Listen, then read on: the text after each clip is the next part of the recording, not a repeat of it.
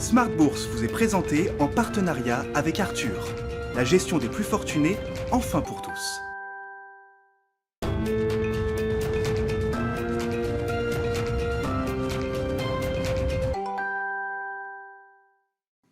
Bonjour à tous et bienvenue dans Smart Bourse. Smart Bourse, votre rendez-vous bourse 2 fois par jour en direct sur Bismart à midi et demi tout d'abord pour faire le point à la mi-journée sur la tendance des marchés et puis la grande édition le soir à 18h30, 1 heure pour décrypter les enjeux de marché et revenir sur les grands sujets du moment. Et justement, au sommaire de la séance du jour et de l'émission Smart Bourse d'aujourd'hui, on fera le bilan des marchés actions à mi-année, que ce soit de ce côté ou de l'autre de l'Atlantique. Un premier semestre solide dans l'ensemble pour les indices actions. On regarde par exemple en France le CAC 40 qui gagne pour le moment un peu plus de 16% depuis le 1er janvier. Le CAC 40 qui est d'ailleurs en passe de terminer le mois de juin en hausse, ce qui serait le 5e mois consécutif de hausse pour l'indice. Si la baisse évidemment amorcée depuis ce matin n'entrave pas la dynamique donc du mois de juin. Nous aurons le résumé complet de la tendance du jour dans un instant.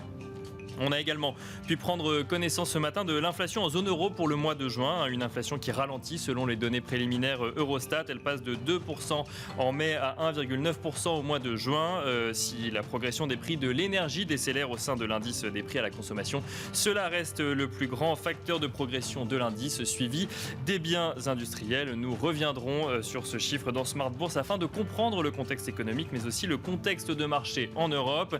Et enfin, on note côté valeur à Paris que le marché assiste à 2 grandes OPA qui ont défrayé la chronique depuis un petit bout de temps à présent. Essilor Luxottica tout d'abord qui a officiellement annoncé sa volonté d'acquérir le distributeur d'optique néerlandais Grand Vision après avoir saisi le tribunal de Rotterdam afin de clarifier la gestion des activités de Grand Vision durant la crise de coronavirus. Et de son côté, Veolia a déposé hier soir son offre de rachat sur Suez auprès de l'AMF au prix unitaire de 20,50 € par action. Vous aurez le résumé complet dans un instant également. On regarde rapidement la tendance sur le CAC 40. Le CAC 40 qui perd 0,79% à 6515 points. Smart Bourse, c'est parti.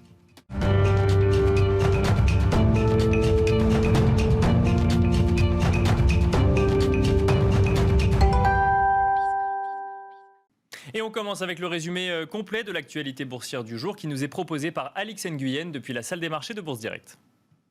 La bourse de Paris est en baisse à la mi-journée. Aujourd'hui marque la dernière séance du premier semestre. Une séance qu'on attend tiraillée entre les signes de reprise de l'économie et l'inquiétude quant à la propagation rapide du variant Delta du coronavirus. À New York hier, le Nasdaq Composite a signé un nouveau record sous l'effet, entre autres, de la nette amélioration de la confiance du consommateur américain. L'indice établi par le Conference Board a atteint son meilleur niveau en près d'un an et demi. S'agissant des statistiques du jour, une bonne nouvelle pour la BCE. Selon des chiffres Eurostat, le taux d'inflation annuel de la zone euro en juin s'est légèrement replié à 1,9% après avoir atteint 2% en mai. Une autre statistique en début d'après-midi, les investisseurs prendront connaissance du niveau de l'emploi privé aux États-Unis, tel que calculé par le cabinet ADP. Il s'agira d'une sorte de mise en bouche avant les statistiques globales du marché du travail prévues vendredi. Dans le reste de l'actualité économique, on surveillera la réunion de l'OCDE à Paris. Elle démarre aujourd'hui pour une durée de 2 jours. Du côté des valeurs à présent, Essilor Luxottica a approuvé la finalisation au 1er juillet de son projet de rachat du groupe d'optique néerlandais Grand Vision pour 7,2 milliards d'euros. Cette annonce met un terme à un feuilleton commencé il y a près de 2 ans. Engie s'apprête à donner le coup d'envoi d'un processus d'enchère pour une partie de ses activités de service. Les premières offres sont attendues en septembre pour une entité nouvellement créée qui pourrait être valorisée entre 5 et 6 milliards d'euros. Orpea revoit son objectif de croissance annuelle du chiffre d'affaires pour 2021 à la hausse, à plus de 7,5% contre au moins 6% précédemment. Le groupe a également annoncé 6 nouvelles acquisitions en Europe. Le concessionnaire automobile britannique Pendragon a averti que les commandes de véhicules ont été retardées en raison d'une pénurie mondiale de puces. Il a également signalé de nouvelles contraintes d'approvisionnement pour le second semestre. Le fabricant de traitements contre la dépendance aux opiacés, Indivior, a déclaré que le chiffre d'affaires et le bénéfice de 2021 seraient désormais nettement supérieurs à ses prévisions précédentes. Une annonce du fait d'une performance meilleure que prévue au premier semestre de l'année. Et puis d'après une étude des Nations Unies, les arrivées de touristes internationaux devraient stagner cette année, à l'exception de certains marchés occidentaux. Cela pourrait entraîner des pertes pouvant atteindre 2000 milliards d'euros. L'étude précise par ailleurs que le secteur ne devrait pas rebondir avant 2023. C'était Alix Nguyen depuis la salle des marchés de Bourse Direct. Alix Nguyen que vous retrouverez à 14h55 ainsi qu'à 18h30.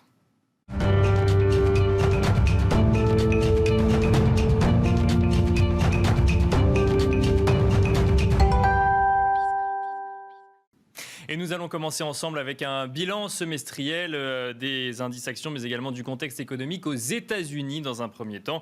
Et nous allons en parler avec Julie Jourdan, gérante action américaine chez Mansartis Gestion. Bonjour Julie Jourdan. Bienvenue dans Smart Bourse. Je le disais en introduction, on va essayer de commencer par un petit bilan finalement de ces 6 premiers mois de l'année sur les marchés actions aux États-Unis.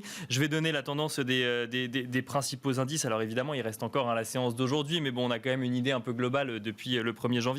Le Dow Jones plus 12%, le S&P 500 plus 14%, le Nasdaq plus 13%, le Russell 2000, lui, on va même presque jusqu'à plus 17%.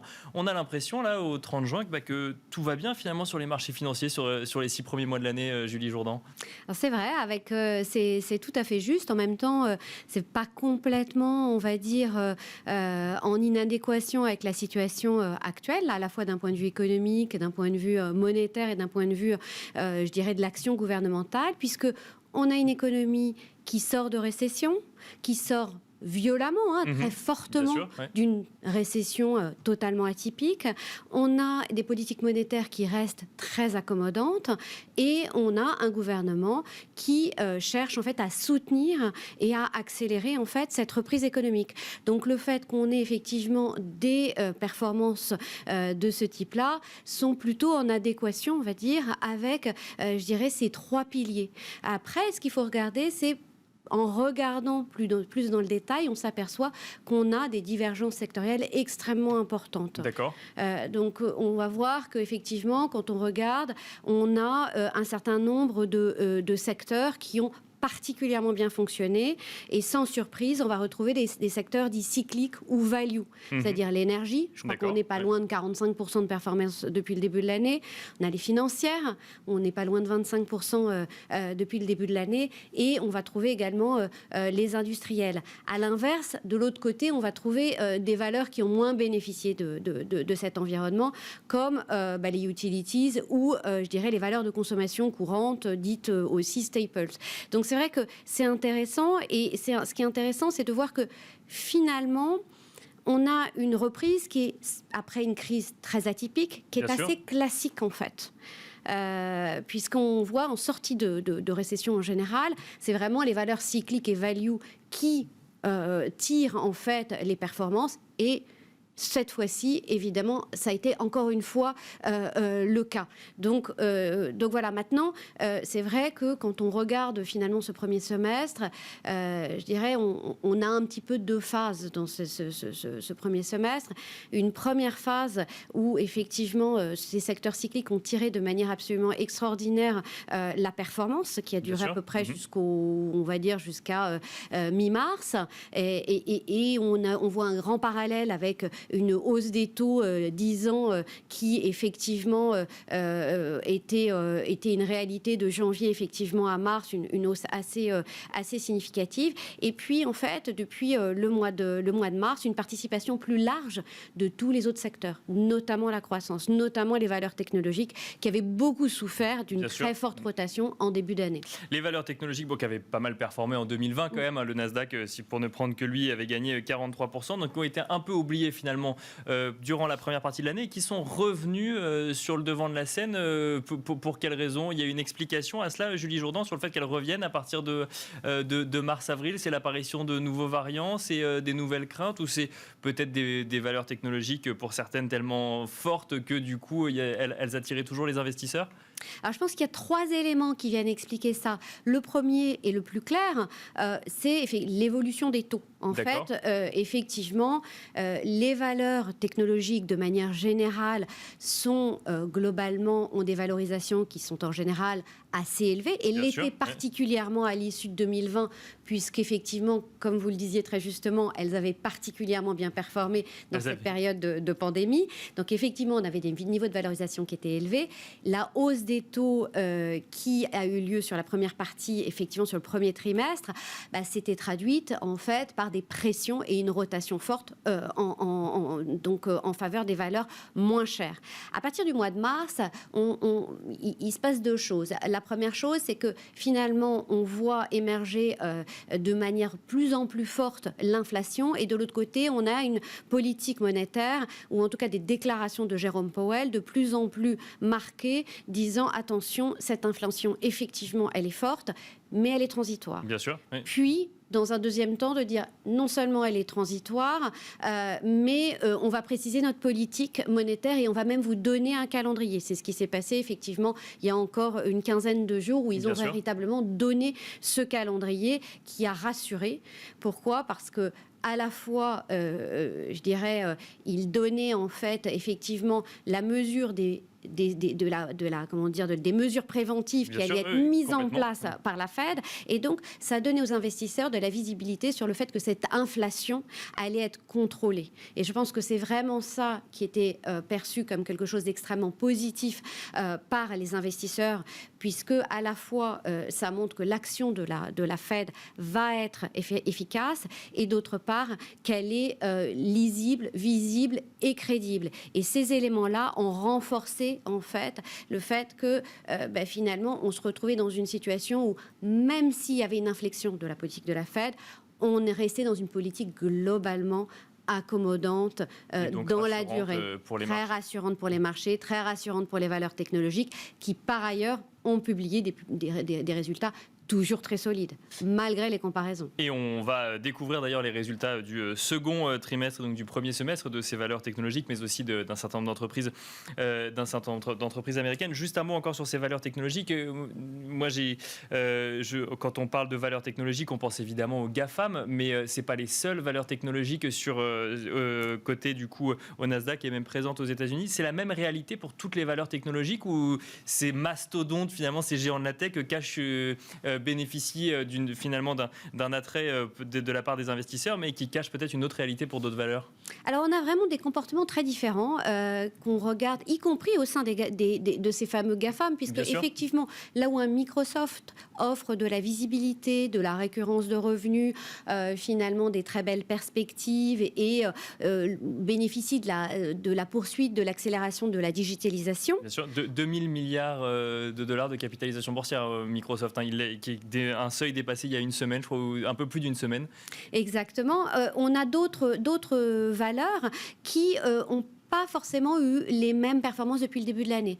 On peut parler d'Apple, on peut parler de Netflix, qui sont très à la traîne, effectivement, cette année, pour différentes raisons. De l'autre côté, on va trouver des acteurs comme Facebook et Google qui enregistrent des très belles performances. Alors, eux, effectivement, bénéficient de la reprise économique, puisque vendant de la publicité, effectivement, c'est aussi lié, bien évidemment, à l'évolution de l'activité économique. Donc, on va avoir des comportements très différents. Et au-delà, en fait, des simples GAFAM, effectivement, on a eu des performances très différentes. C'est-à-dire qu'on va retrouver des valeurs au sein des valeurs technologiques qui sont dépendantes de la reprise économique. Bien sûr. Notamment, on va trouver les semi-conducteurs ou, comme je le disais, les valeurs qui sont dépendantes de la publicité en ligne, et d'autres qui avaient des valorisations très chères et qui, finalement, on a eu un désintérêt des investisseurs, notamment dans tout ce qui est logiciel.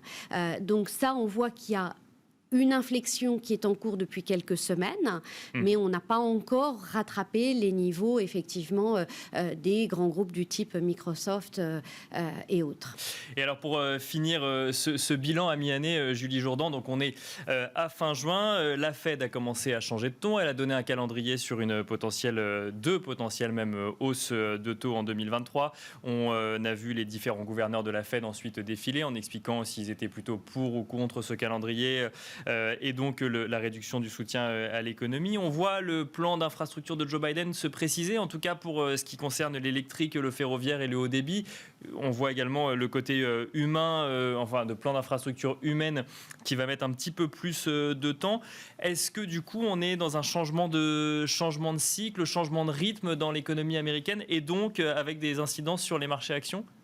Alors le plan d'infrastructure, il était très attendu, il a été très salué lorsqu'il a été présenté initialement, puis après on s'est rendu compte que ça allait être plus complexe. Bien sûr. Oui. Plus complexe parce qu'en fait, il n'y avait pas qu'un seul plan, il y en avait deux, que l'ampleur était extrêmement importante, que le financement était allait devoir nécessiter des compromis ou en tout cas allait être plus compliqué. Donc aujourd'hui, on est quelques mois après cette présentation des plans d'infrastructure. Les Américains ont sans doute trouvé un premier accord effectivement assez consensuel d'un plan qui serait d'1,2 trillion de dollars. On est bien loin du plan initial qui était de 2,3 trillions de dollars. Ouais. On se concentre sur les routes, on se concentre sur certains, le ferroviaire, on se concentre sur les ponts, on se concentre sur des choses effectivement très tangibles, très pratiques pour le moment. Et finalement, on s'aperçoit que là-dessus, on pourra avoir un consensus entre les républicains et les démocrates. Mais on est encore loin, effectivement, de sa validation et de son approbation au Congrès. Donc, on va voir. Ce qui est sûr, c'est que là, dans les prochaines semaines, la focalisation du marché va être sur les publications de résultats. Ces publications de résultats, on a des attentes qui sont effectivement très fortes.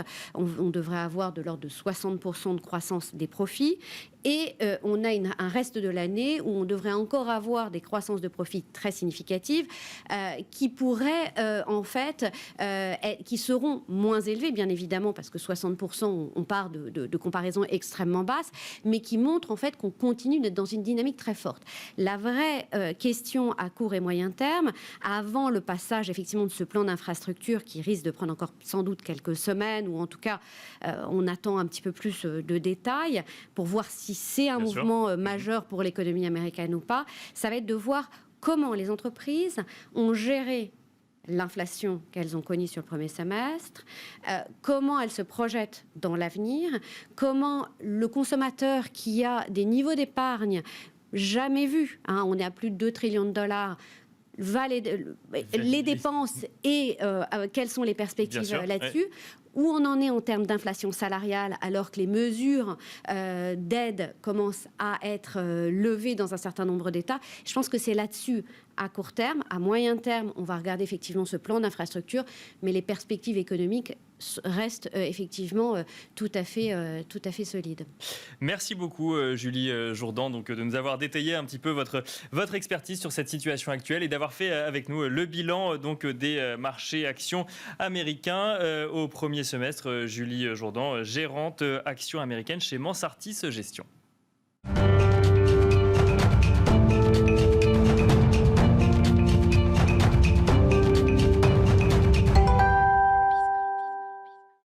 Et on continue avec Samy Char, chef économiste de Lombard Odier, qui est avec nous en duplex. Bonjour Samy Char. Bonjour Nicolas. Alors on va faire le même exercice, mais pour l'Europe. Cette fois-ci, on va tenter de faire un bilan à mi-année. Quel bilan D'ailleurs, première question, Samy Char, retirez-vous des marchés actions européens? Je rappelle peut-être les performances des deux indices les plus suivis. Le DAX plus 13%, le CAC 40 plus 17%. Alors ça va évoluer effectivement en fonction de la tendance du jour. Le CAC 40 plus 17% donc à mi-année alors qu'il était à moins 7% en 2020. Quel bilan vous pouvez en tirer, Samy Char? On est dans la même logique finalement de ce que vous venez de discuter, c'est-à-dire qu'on a des indices européens qui reflètent cette reprise cyclique qui est globale, qui est mondiale, même si encore une fois il y a des décalages entre les zones. Et donc les indices européens qui ont cette nature un petit peu cyclique, notamment avec un poids des financières assez marqué ou un poids du secteur énergétique, fait que les bourses européennes se sont très bien portées sur ce semestre. Elles reflètent encore une fois des perspectives économiques qui sont ou qui vont s'améliorer très très fortement. Et puis on le voit également dans le monde obligataire, donc tous les actifs un tout petit peu plus défensifs ont souffert depuis le début de l'année. Donc il y a une forme de cohérence encore une fois fois, comme le disait votre intervenante précédente, entre la réalité économique, on a cette reprise cyclique, et des marchés financiers qui soient obligataires ou actions qui reflètent cette réalité-là, donc très forte hausse des indices à caractère cyclique, et puis un comportement un tout petit peu moins favorable des actifs à caractère défensif. Donc on est dans cette logique-là, finalement, qui est une logique globale aujourd'hui. Alors une logique globale, mais vous mettiez quand même effectivement l'accent sur le fait que les timings ne sont pas forcément les mêmes en fonction de la reprise, que ce soit notamment en Chine ou aux États-Unis ou en Europe. Si on reste sur l'Europe, la réouverture de l'économie, la stratégie de vaccination, c'est assez récent par rapport aux États-Unis. Pourtant, les performances des marchés actions sont là. Est-ce qu'on peut se poser la question de la connexion, de la déconnexion des marchés par rapport à la réalité économique? Selon vous, il y a un lien et il y a une connexion entre les marchés et la réalité économique, Samy Char? Oui, finalement, aujourd'hui, le bilan à mi-année le montre. Bien sûr, les actifs financiers anticipent la réalité économique avec quelques mois et quelques trimestres. Et donc, effectivement, on a vu, aujourd'hui, on a une assez grande visibilité de ce qui va se passer économiquement en Europe. On l'a vu en Chine avant, on a vu l'effet finalement du contrôle de la pandémie et de la réouverture. On l'a vu ensuite aux États-Unis. Et maintenant, avec 6 mois de délai, cette réalité économique va frapper l'Europe de plein fouet, de manière positive, c'est-à-dire qu'on a pour l'instant contrôlé l'épidémie. Ça va permettre une réouverture assez décisive. Donc on va avoir une demande agrégée qui va être très très forte en Europe. Et évidemment, après 2 trimestres de croissance négative, on va enfin être dans l'expansion économique et on va être dans une forme d'expansion économique assez marquée. Et donc évidemment, le monde financier et les bourses ont anticipé cette réalité-là. Donc finalement, on voit très bien que cette espèce de séquence qu'on a pu se voir se mettre en place en Chine puis aux États-Unis, et aujourd'hui, cette partition est en train de se dérouler en Europe. Et donc effectivement, les marchés, à juste titre, ont anticipé l'amélioration à venir. Et l'amélioration à venir, c'est maintenant qu'elle commence. Donc en fait, il faut s'attendre, si je comprends bien, à un fort redémarrage de l'activité, un redémarrage qui toucherait tous les secteurs d'activité. On a beaucoup parlé de l'industrie, mais il y a les services, par exemple, qui ont mis un petit peu plus de temps à redémarrer en lien du coup avec la réouverture de l'économie. Là, il faut s'attendre à un redémarrage fort, voire massif. Oui, exactement. Et ça aussi, c'est à mettre finalement au bénéfice de l'Europe. L'Europe est un continent économique qui est un tout petit peu plus porté sur les services. Et jusqu'à maintenant, finalement, le vrai moteur de la reprise, ça a été, alors au niveau régional, on a dit la Chine et les États-Unis, mais au niveau des secteurs, ça a été les biens et le commerce, donc la production de biens, le transport de biens.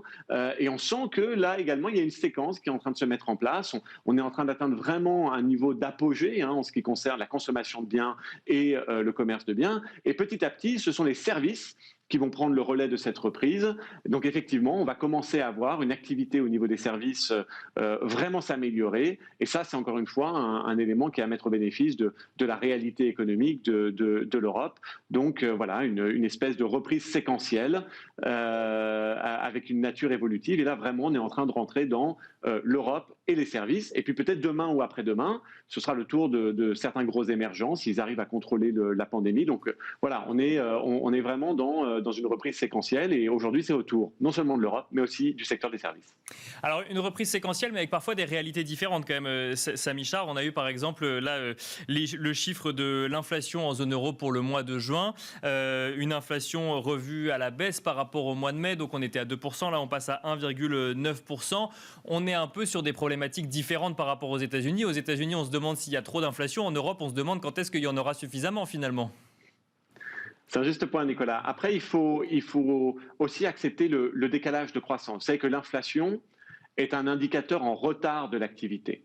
C'est-à-dire que vous devez avoir de l'activité économique, il faut que ça boome, et au bout d'un moment, ça se retranscrit sur les prix, et vous avez des prix qui montent pour refléter qu'on est dans un environnement d'activité très marqué. Or, l'activité européenne, elle n'a pas vraiment encore redémarré. Comme on vient de le discuter, on sort de 2 trimestres de croissance négative aux États-Unis, alors qu'on a eu 3 ou 4 trimestres de croissance très très positive aux États-Unis. Donc en Europe, encore une fois, il faut aussi accepter ce décalage. Les pressions inflationnistes viendront.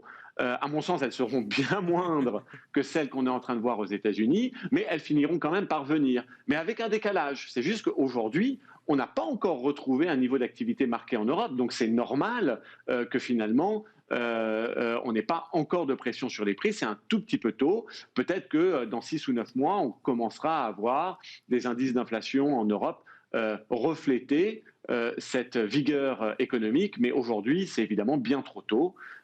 Et je crois que c'est un élément à mettre au profit, en tout cas au confort de la Banque centrale européenne.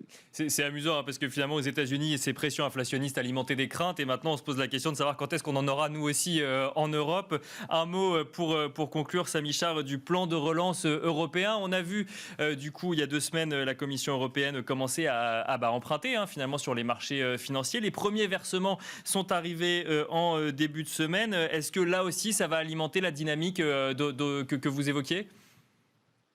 Oui, c'est un plan qui est lui aussi très convaincant. Bien sûr, pas de la même ampleur que celui qu'on verra peut-être aux États-Unis, mais enfin les États-Unis partent aussi de plus loin quand on pense à la qualité de l'infrastructure et au niveau de ces éléments-là aux États-Unis. Donc il y avait aussi un tout petit peu moins à faire peut-être en Europe. Mais le plan est quand même d'une taille substantielle, assez convaincant, c'est-à-dire que les États ont bien fait leur travail en expliquant comment ils allaient débourser ces fonds. Alors, ce plan, il est important, il est prometteur, mais surtout, il tombe vraiment au bon moment. C'est-à-dire qu'au moment où vous avez la reprise qui se met en place, hop, vous allez avoir des fonds, des projets d'investissement qui vont venir sécuriser et renforcer cette reprise. Donc là encore, une fois, en termes de visibilité économique, il y a quelque chose de très prometteur qui se met en place en Europe, en tout cas pour les trimestres à venir.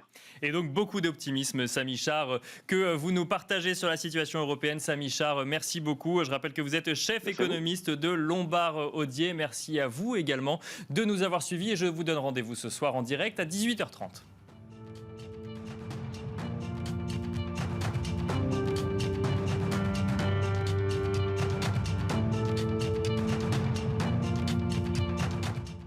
Smart Bourse vous a été présenté en partenariat avec Arthur, la gestion des plus fortunés, enfin pour tous.